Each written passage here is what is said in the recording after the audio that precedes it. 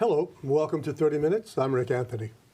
How much do you know about apps, those ubiquitous things you can download to your desktop computer, iPad, or a mobile phone? An app is a type of software that allows you to perform specific tasks. Applications for desktop or laptop computers are sometimes called desktop applications. If you have a phone or an iPad, then it's called a mobile app. Every day, roughly 2,500 new apps are released. That translates to 100 apps every hour, 1.7 new apps every minute. That's a lot of apps. Last year, 194 billion apps were downloaded across the globe. The average person has about 80 apps on their iPhone. Here's the surprise. That's what this program is all about. One of the fastest growing groups, age groups, of people who are downloading apps are folks in their 60s, 70s, and 80s.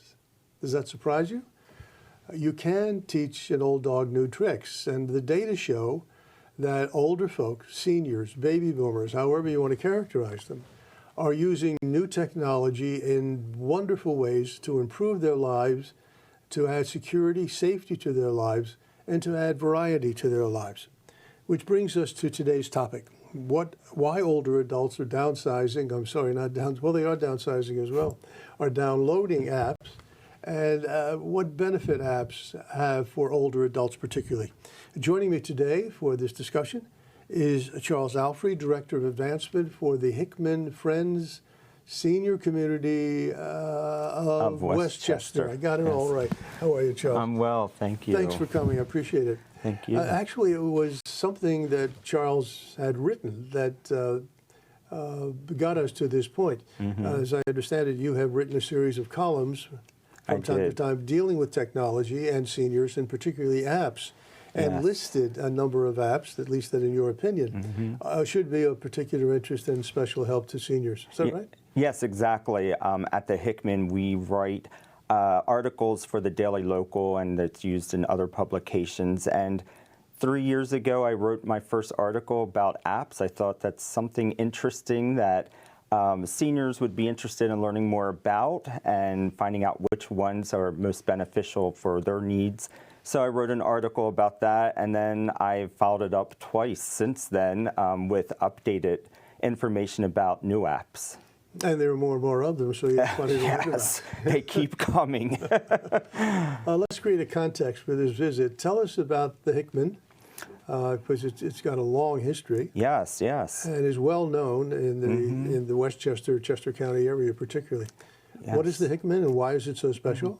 So the Hickman, we are a Quaker-led, nonprofit, personal care, senior living community right in the heart of the borough of Westchester. We are a rental model based, so it's an affordable option for seniors who are looking to move into a community, which is great. We were founded in 1891 by two ladies, Sally Sharpless and Lydia Hall. I think they were trailblazers. At that time, they found that there was a need for senior living options, affordable senior living options, especially for older women in the Chester County area.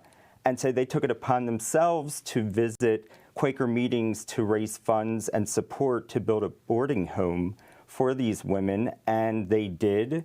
And 128 years ago, they welcomed our first resident, Mary Taylor. And since then, we have evolved to meet the needs of seniors in Chester County. Obviously, we're no longer a boarding house. We are, as I mentioned, a personal care community. And we do have men who live with us, too. Along the way, men have started moving in. Today, we also have a secure memory care neighborhood, which is great because that is a growing need. Alzheimer's and dementia has had a great impact on our society and will continue as you look at statistics. I've not heard that phrase before, a memory care neighborhood. I've heard center or facility, but you literally mean that folks who are in the memory care unit can go out into the community? So how it's set up are the first floor of our new building that opened last year. It's our Anna T. Jeans building, is a secure memory care. So it's a one floor. It's a combination to get in and out, so people just can't readily go in and out of the space, and it has its own kitchen and dining area, living room, activity center, and an outdoor garden, which is all secure. Yeah. And so our residents, they're able to live in there, and their families, along with us, have that sense of security of knowing that Sure. they are safe.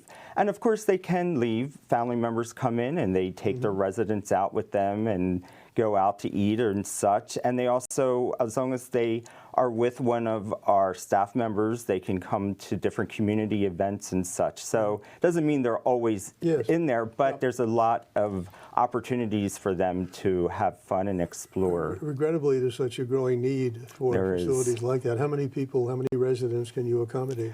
We have 22 suites in the memory care neighborhood, and it is growing. Right now, there's 5.8 million people in the United States living with Alzheimer's, and 5.6 million of them are age 65 and older. Yeah.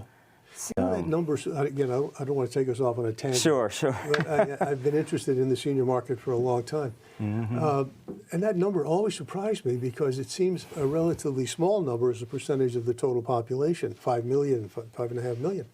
Because it seems that everybody knows somebody or has a family member who who is somewhere on the spectrum of dementia leading up to Alzheimer's. Just last week, just a quick aside, 3 friends of mine made me aware that they have memory problems now, some form of dementia. Yeah. And it's a terrible, terrible disease. It really is. It really is. And we're so happy to be able to offer this secure memory care neighborhood. So you know, it's amazing when I'm in there to see our residents and they're participating in activities and they're enjoying life as they should, you know, continue to enjoy life, which is great. Well, back to apps. Yes. When you were writing those articles, and you must have listed at least 3 dozen or so apps. Between all of them, yes. Did you have certain criteria that you had in mind as you were selecting from the long list of apps that are released every day? Well, I was looking at apps that would be helpful with regarding medical situations, daily activities, but also, you know, seniors, they enjoy entertainment and sporting events just like everybody else. So I wanted to make sure that I also included apps that, you know, talked about maybe films or sports leagues and such. So to make it a variety because, you know, seniors love a variety just like everybody else. Did it surprise you that seniors are coming onto the web, to the internet, in droves? It seems counterintuitive. Well, I think our older people have eschewed technology over the years. Sure. You know, it's the way of today and the future, you know, and with the world, people expanding, people are moving all around the world for work and such. And I mean, this has always been happening, but it seems like it's happening more now because of technology. We have more opportunities to move and to see what's happening in other places. So families are moving and they're being separated, and using technology is a great way for seniors as well as for all people to stay in contact with their loved ones. And to, you know, still feel like they're part of their loved ones' lives, you know, even though they can't be right there, you know, with social media and such, it's a great opportunity. According to Pew Research, back to the stats for a moment, around 42% of Americans age 65 and older use smartphones, and almost 70% use the internet. That surprised me. Yeah. Almost 20 years ago, I was the co-founder of a .com called iGrandparents.com, which was really baby boomers. And we were, I think, looking back on it, 5 years ahead of our time because seniors were, at that time, just beginning. It was the first wave of the boomers. Sure. So boomers were just beginning to come onto the internet and get comfortable with spending money, buying, and so on. Regrettably, not in time for us. But it was interesting to watch that trend as boomers go through stages of life, and now the younger boomers are coming on. Of course, they grew up with technology. They used it in their work in all probability. So they're much more comfortable with the new technology that's available. But it's still coming on. Oh, it is. At a rapid pace. It is. Staggering. As you mentioned, 42% of 65 and older individuals are using smartphones, and to think in about 15 years ago, it was about 18%. So it's really has, it just keeps increasing. And, the modes of technology that we can use, they keep, changing and developing and making it easier for people to use and have access to them. So, this is just going to keep growing, definitely. I think there's still a bias, though. This morning I was with someone, and he was saying that his now deceased parents they wouldn't touch technology. It was almost a religious thing. They would not have anything to do with technology. But his 92-year-old father-in-law is tech savvy. Yeah. He just eats the stuff up. Yeah. So I don't know what accounts for that.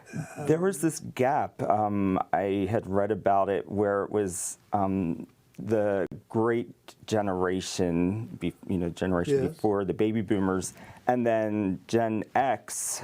They were both very much into technology and using technology, and the baby boomers, part of the baby boomers, they didn't really want to be part of it, and so it was this interesting gap between the generations. But now, I think, baby boomers have come on board because they're seeing the benefits of using technology and, the convenience it brings into our lives. And so, as I have said before, it's just going to continue to grow. I mean, we can't go back. I think the people who create the technology, the innovators, the entrepreneurs, are now designing with older people in mind as well. Yes. It's much simpler, much easier. I mean, even I can use it. Oh, yeah. My grandson has taught me whatever I think I know about how to use my computer. And he built my first computer from a kit. Wow. From scratch. I'm not sure if I still have that one or not.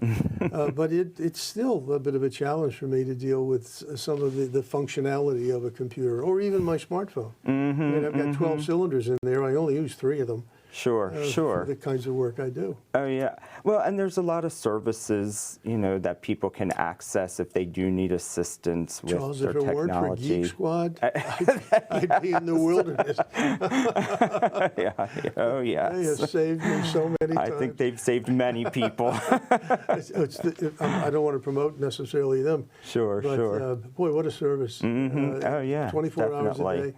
Unless you get somebody in some far corner of the world who's speaking a language you just don't understand. And for older people, that can become, particularly if you've got hearing loss. But I go into you don't want to hear my personal problems.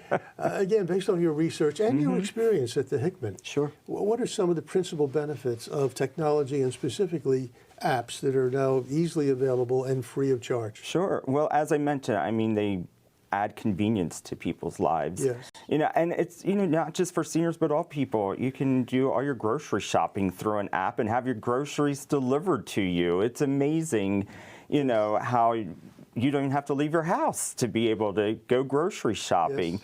So the convenience of it, the safety of it, it's great that families who are caring for an older person who may not be living with them, may be living in a separate house or place, they're able to keep tabs on the person through using apps, as well as that person can see where their loved ones are and access them if needed. So it's great to have that safety. Of course, entertainment.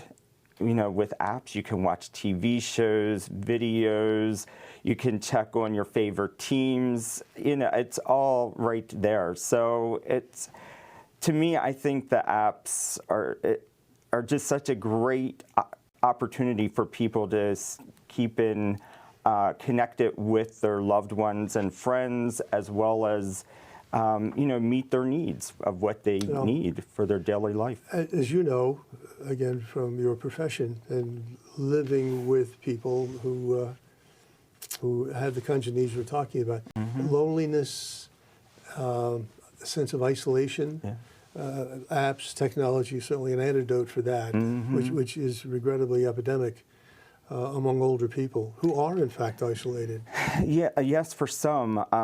And I mean, just to go back a little bit, that's one of the great things about community living is that when you come to live in a community like the Hickman, you're able to socialize with other people who share the same memories and have had the same experiences. And I know, I've spoken to families and they've told me, when their mom or father or whomever was still at home, they weren't so outgoing, and they've seen such a change in them. They're participating in activities. They're taking art classes or Yes. exercise classes or attending our concerts. We have a lot of programs and activities for our residents. So, technology is great, but, and it helps with the socialization, Yes. but also, having that community life also brings out people, and I say they blossom again. Yes, The yes. second time in their lives. But for the some. apps, the technology itself can be used to create a virtual community. Definitely. Networking, the importance of networking even for older people. Definitely. I mean, and that's the case with social media, and they all have apps. A lot of people, they're using social media through their apps on their smartphones or tablets, and that's how they stay in contact. I have family in Florida, and I can keep up with them down there. Yeah. It's great. I saw a statistic, you see, on average, 50% of adults now live, on average, 700 miles from their family. And so the need for something to bridge that gap, to stay Definitely. in touch with family, particularly if you have parents who are older and, Oh, yeah. and have needs for some kind of assistance. I looked down the lists that you published, 3 dozen or so different apps, Yeah. and I selected 6 Okay. that I thought were particularly relevant for our discussion. And the first one was Find My iPhone. Yes. Boy, I don't have an app for that, but boy, could I use it. It's a great app. Have you used it as well? I do. I have it on my phone, and it's connected to my iPad. So because it's easy to put your phone down somewhere and walk away. I do it all the time. Yeah, a lot of us do it. And so it's set up with your other iOS devices, so you can go to, like I have it with my tablet or my iPad, and I go to my iPad and I can locate where I put my phone down in the house. But it also works outside of the house too. So if you were out shopping and you put it down for a minute and you get home, you can go to your other device and find it. And now the bright folks who brought us that, aren't they also putting GPS gizmos on glasses and other things that you usually lose? Oh yeah. you can find them? Google Glass was invented some years ago, and so there's only going to be more advances with those types of things. The second one I saw was Find Your Car. Yes, another good That's one. another biggie. Yes, for me too. Especially when you go to the mall. Exactly. Yes, or you're in the city and you park in a parking garage, and you get back and you're like, what floor did I park on? I made a mental note. Yes. Yeah, it's a great one. So once you download that app to your smartphone, it creates directions. So when you get back, say you are parked at the mall, you're in your shop, and you come out, you can't remember where you were parked, you get on the app, and it will direct you to your car. It also takes down the address. So it has all the information of where your car is parked, automatically. It literally takes you step by step to your car. Is that right? I didn't know that. Yeah, it's a really great option to, never lose your car when you're out and about. So you've used that one too. Huh? And it's good for safety too. It's. I didn't know you were that old. I'm older than you think. The other one that again was of particular interest to me because of some other work I do is the MediSafe medication management. Yeah. As again, that one of the biggest problems with older people is they don't take their meds. Yeah, and they have multiple medications. Yeah, and they forget. So how does that solve that problem? So this is a really great app that allows individuals to go in. They can list all their medications, put the times of when they're supposed to take the medications, and set alarms. So it goes off to remind them to take each of their medications. I tested it out, and it's great. Now, every morning I now get a message to take my Tylenol, just to see how it works. And, knowing that many seniors do take multiple medications multiple times a day, this is a great way to keep tabs on that. It also lets you keep tabs on your blood pressure and temperature and other things as well. Vital signs? Vital signs to ensure that with a wearable? On your app, you enter information in it. Oh, you enter information. Yeah, so you enter. So if you have your blood pressure taken, you can enter that information there, and so it keeps a tab on all of that. Now, in that particular case, that app, is that information, particularly vital signs, is that information shared with others who may be in your care circle, your physician, your family members who have some responsibility for caring? Well, you would have to share it with them. You have to get permission to, to share information with them. Right. But it's great for you. I mean, if you want to keep tabs on your own health, this is a great app for you to do that. The other one was the ever-popular senior discounts. Oh, yes. Always look for them. Oh, yeah. Yeah, and I don't wait for them to ask. Yes, I am AARP. Yes, I am AAA. Yes, I am a senior citizen. Because if you don't ask, they won't ask. They won't give it to you. There are many stores that do offer these coupons through apps. There's multiple apps, including AARP. Their app also provides coupons and discount offers. One of the more popular of the apps. I'm sure. It's a great opportunity to save some money. Yeah. And the last one I selected, I think it was the last one, was Waze, W-A-Z-E. Yes, Waze. Everybody loves Waze, regardless of your age. I used it today to get here from Westchester. I mean, it's a great way to divert traffic and to get where you're going without the issues of being stuck in traffic on the way. Is that the only one you came across? There are many. Are there? Even most GPS systems today now have that technology that it can take you around traffic. Yeah. But Waze, I think, was really the one that kind of started that. And in my last job, I used to travel around the country a lot, and I used Waze everywhere I went, and it got me to all my meetings and such easily. It's my default, because when my GPS is taking me through some circuitous route that I know is wrong, I jump on Waze. Hit on Waze, who tells me where the police are and where the traffic jams are and so on. Oh yeah, it's great. And what amazes me is completely voluntary. That is, users are populating it with this current information. Oh yeah, and you get the little pop-ups that are asking you to confirm if there is, a traffic jam or construction. You just hit the button, yes or no. Now, I'm an old guy, so I don't know how to turn the darn thing off.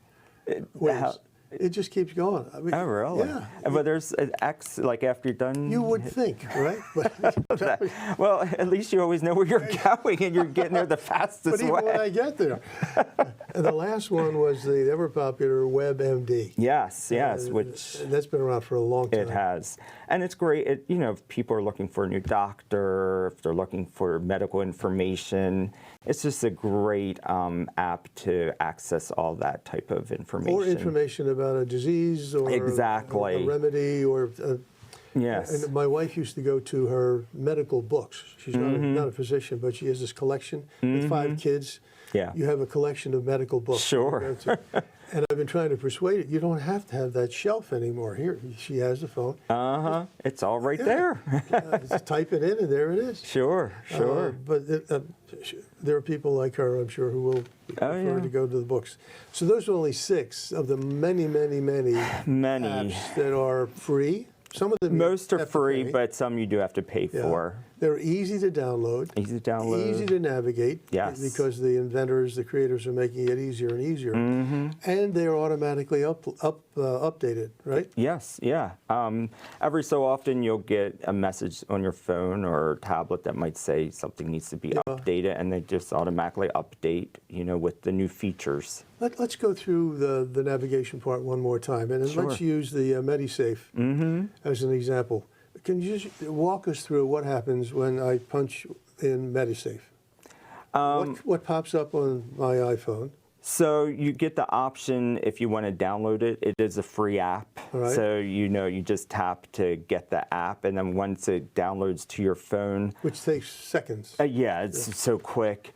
When I went on, I tapped on it. When I was on the first page of it, you just log in, and I think I had to create a login information. Yeah, register. So they're collecting information on you. Well, so you can access it. Usually you always have to do a username and password for a lot of apps, and they require emails and such. And a lot of them want to know your location information to, which Right. you can, So they're opt out of they're if you collecting want. information. Oh, yeah, but exactly. and that's the trade-off. It's free, But yeah, exactly. But once I was in, I just used Tylenol as an example, and it just was asking what medication, so I put Tylenol in. It asked what time I took it, how often, all the information. It was very easy to use. It just led you right through the whole process. It gave you prompts for everything. It even let you give an option to show how it looks, if it's like a tablet or a capsule. So you could, see an image that's similar to the pill that you're taking. And then I put on there that I wanted alarms just to make sure that worked, and hopped that on, and it just started. And like I said, this morning, as the past few mornings, I've been getting an alarm that goes off to remind me to take my Tylenol. Does it also include information about side effects of certain prescriptions or even over the counter? I didn't see anything regarding You'd have to go to Google prescription. for that. Yeah, or maybe speak to your doctor or a health professional. Now, I got to wondering about that because with all of the recent headlines about Zantac and some of the other blood pressure medications having contaminants in them, it's a little scary. Yeah, and you start looking for information. Oh, definitely. We're asked about this often. I always say, talk to your doctor, talk to the professionals. Yes. It's always great to research and such, but just because it's on Google Charles, doesn't always they mean don't know anything out there because they're going to their. Yeah, I mean, I'd say Google, but talk to them as well. I mean, that's their They're supposed to. That's what you pay them for. Yeah, exactly. Their background is in that, so they should know. But I'm writing be an article. cautious. I'm writing an article now on the impact of technology on seniors, the senior market, and so I've been doing some research. And so the timing of this was perfect. This visit, and some of the technology is absolutely awesome. It goes far beyond the apps we've been talking about, which are wonderful. But the simulations, they're creating almost lifelike products, robotics, and so on. And what happened was what Hasbro has done, the toy manufacturer. They bought a company that had created a robotic puppy and a robotic kitten for anybody, children or adults. But what they found, I guess not surprising to us, is that seniors, particularly those who regrettably have some form of dementia or Alzheimer's. It's a wonderful companion. It is. With carefree, don't have to worry about anything, no barking, no noise, no mess. Exactly. And I was just blown away because I watched a little clip of showing them, illustrating how the product is being used, and we have a little clip. So let's take a look at it.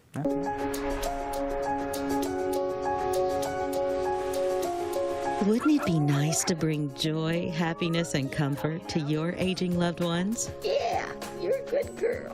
With lifelike fur, authentic sounds, and realistic reactions that fill their hearts with love and laughter.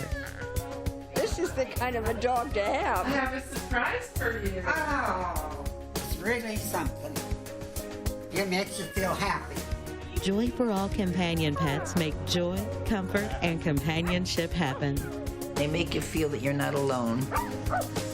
She makes you feel soothed. The purring is very comforting. He's got a smile that anybody would love.